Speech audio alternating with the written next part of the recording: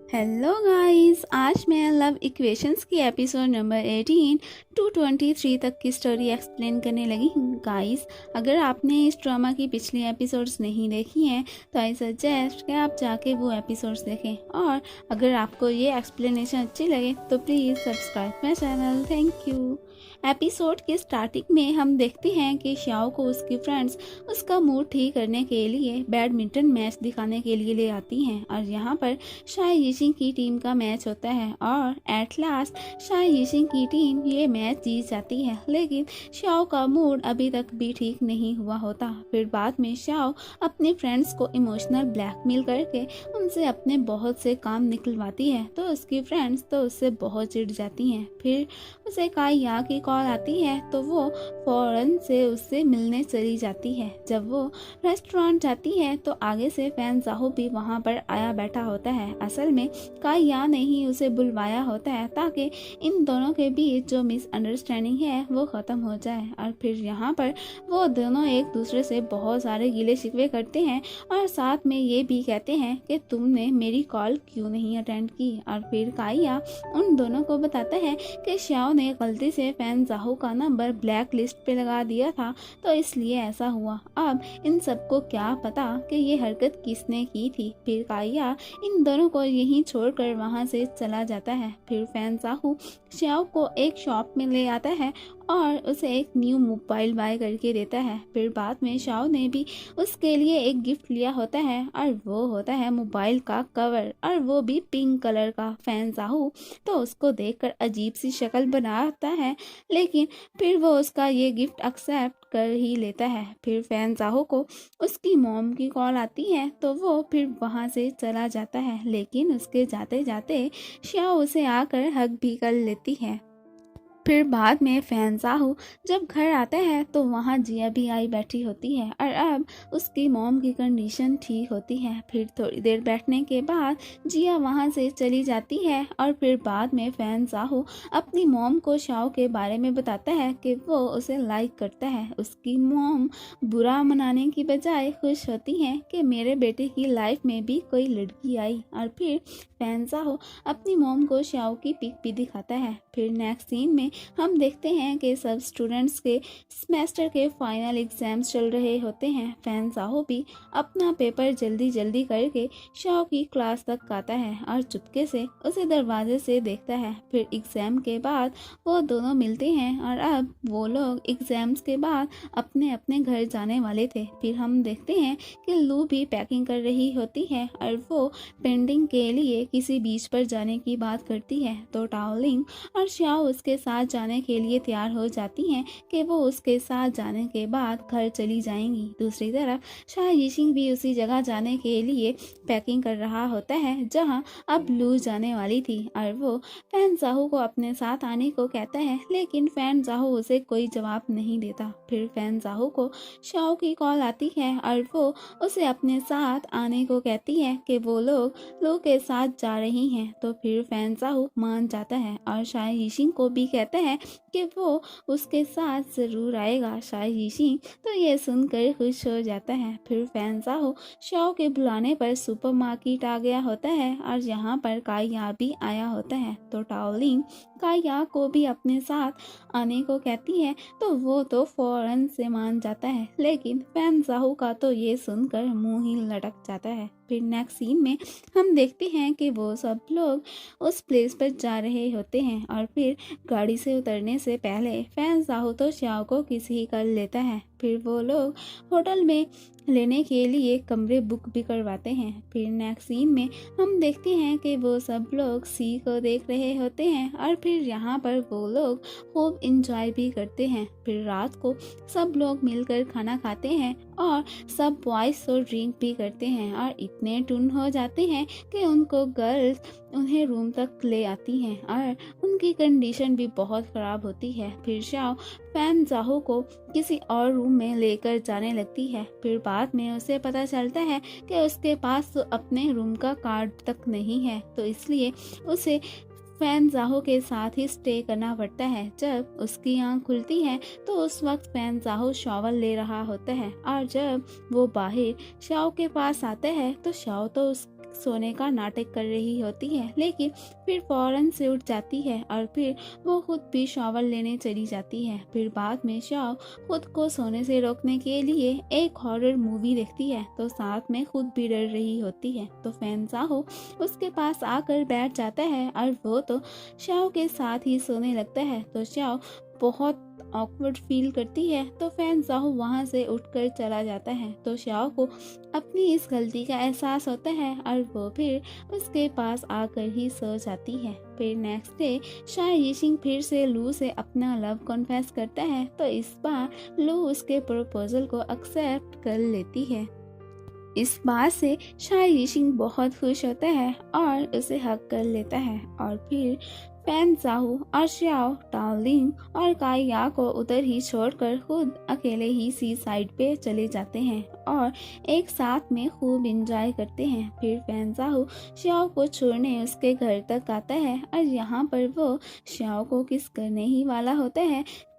Shao के dad उन दोनों को देख लेते हैं। शाओ तो फौरन से फैन ज़ाहो को साइड पे कर देती है। फिर फैन ज़ाहो शाओ के डैड को खुद से इंट्रोड्यूस करवाता है कि वो शाओ का बॉयफ्रेंड है। फिर नेक्स्ट सीन में हम देखते हैं कि फैन ज़ाहो शाओ के डैड के पास बैठा होता है और वो इसे घूर घूर के देख रहे होते हैं। उधर शाओ अपनी मॉम को फैन ज़ाहो के बारे में बताती है, तो उसकी मॉम को फैन ज़ाहो बहुत अच्छा लगता है और वो कहती है कि ये कितना हैंडसम है और वो तो बस उसे ही अपना दामाद बनाने का सोचती हैं। उधर शाओ के डैड फैन ज़ाहो से बहुत स्ट्रिक्टली बिहेव कर रहे होते हैं और साथ में उसे आज का डिनर बनाने को भी कहते हैं।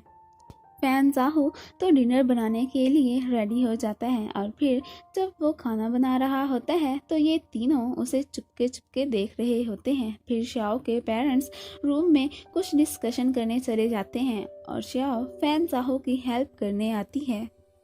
शाओ के डैड असल में काइया को ही अपना दामाद बनाना चाहते थे, तो इसलिए वो अपने रूम में आकर काइया को भी फ़ोन करके उधर ही बुलवा लेते हैं। शाओ तो फैन ज़ाहो को बहुत तंग करती है, तो फैन ज़ाहो उसे किस करने ही वाला होता है, लेकिन फिर वो उसे किस नहीं करता। तो शाओ इस बात से काफ़ी एम्बैरस हो जाती है। फिर गुस्से से वहाँ से चली जाती है। तो फैन ज़ाहो तो उसे यूं देखकर स्माइल करने लगता है। फिर हम देखते हैं कि काइया भी शाओ के घर आ गया होता। फिर नेक्स्ट सीन में हम देखते हैं कि सब लोग मिलकर खाना खा रहे होते हैं। शाओ की मॉम को तो फैन ज़ाहो का बनाया हुआ खाना बहुत पसंद आता है और शाओ के डैड को भी पसंद आता है, लेकिन वो शो नहीं करवाते। फिर काइया वहाँ से चला जाता है, बाकी सिर्फ फैमिली मेम्बर्स ही रह जाते हैं और फैन ज़ाहो। फिर शाओ के डैड फैन ज़ाहो को अपने साथ अपने रूम में सुलाने का फैसला करते हैं। फिर नेक्स्ट डे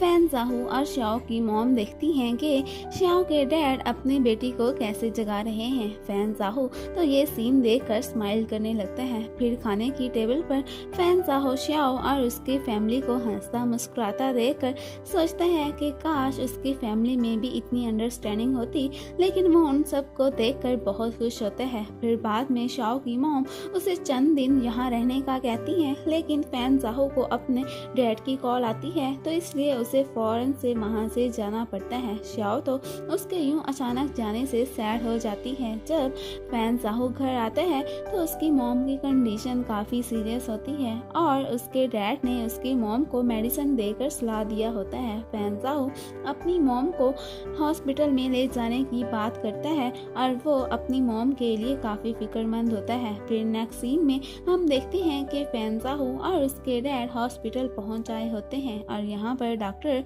उन्हें फैन ज़ाहो की मॉम को किसी बड़े हॉस्पिटल में ले जाने का मशवरा देते हैं, क्योंकि अब यही उनके लिए अच्छा था। फिर बाद में फैन ज़ाहो के डैड तो अपने एक कॉन्ट्रैक्ट की वजह से जाने से इनकार कर देते हैं।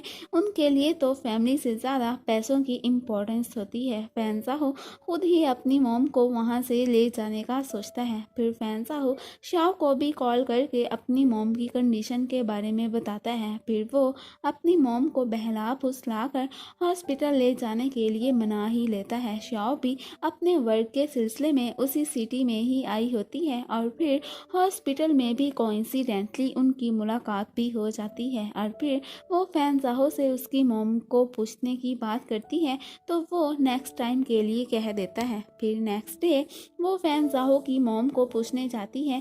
फैन जाहो की मॉम उससे बहुत अच्छे से बात करती है। शाओ को तो पता होता है कि ये मेंटली स्टेबल नहीं है। फिर फैन जाहो को डॉक्टर के पास जाना पड़ता है और फिर थोड़ी देर बाद फैन जाहो की मॉम की तबीयत अचानक ही ख़राब हो जाती है और वो शाओ पर गुस्सा करना स्टार्ट कर देती हैं। इतने में फैन जाहो भी वहाँ पर आ जाता है और फिर वो दोनों बाहर आ जाते हैं। शाओ तो इस बात से बहुत अपसेट होती है। फैन जाहो साथ साथ उसे तसल्ली देता रहता है लेकिन शाओ तो हर हाल में फैन जाहो के साथ में रहने का सोच चुकी थी। फिर नेक्स्ट डे फैन जाहो शाओ को एयरपोर्ट तक सी ऑफ करने आता है और यहाँ पर शाओ फैन जाहो को किस करती है और उसे चेयर अप करती हुई वहाँ से चली जाती है।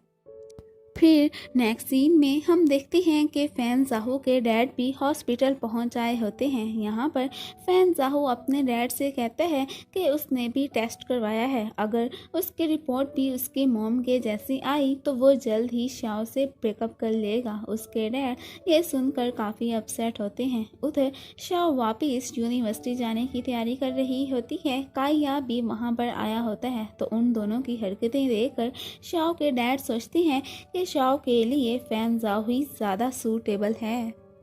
उधर फैन जाहो भी एयरपोर्ट पर आया होता है और वो वहाँ पर शाओ को देखता है जो उसकी तरफ ही आ रही होती है और एक गाड़ी से टकराने ही लगती है लेकिन बच जाती है। फिर फैन जाहो उसे साइड पे लेकर जाता है और उसको यूं केयरलेस होने की वजह से फैन जाहो से डांट भी पड़ जाती है। फिर वो दोनों यूनिवर्सिटी जाने लगते हैं और फिर बाद में शाओ फैन जाहो का मूड फ्रेश करने में कामयाब हो ही जाती है। फिर क्लासेस लेने के बाद वो सब फ्रेंड्स मिलकर लंच कर रहे होते हैं। टाओलिन का मूड काफ़ी ख़राब होता है क्योंकि उसका बॉयफ्रेंड तो वहाँ पर नहीं आया होता। दूसरी तरफ हॉस्पिटल में जिया भी होती है। असल में वो इंटर्नशिप के लिए हॉस्पिटल आ गई होती है। उधर फैन जाहो शाओ के साथ उसकी मॉम को ही देखने आ रही होती है और साथ में काफ़ी नर्वस भी होती है लेकिन फैन जाहो उसे काम डाउन करता है। फिर वो दोनों हॉस्पिटल पहुंच जाते हैं और उन्होंने साथ में बुके भी लिया होता है। उधर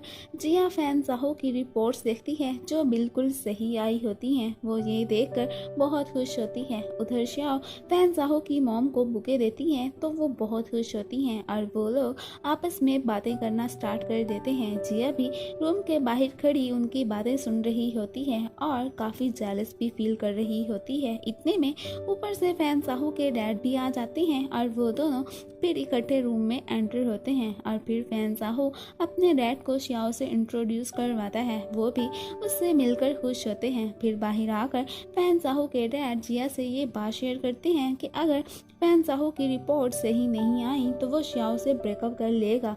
ये सुनकर तो जिया बहुत खुश होती है कि क्योंकि ये उसके लिए अच्छा मौका था और वो ये रिपोर्ट फैन जाहो को नहीं देती।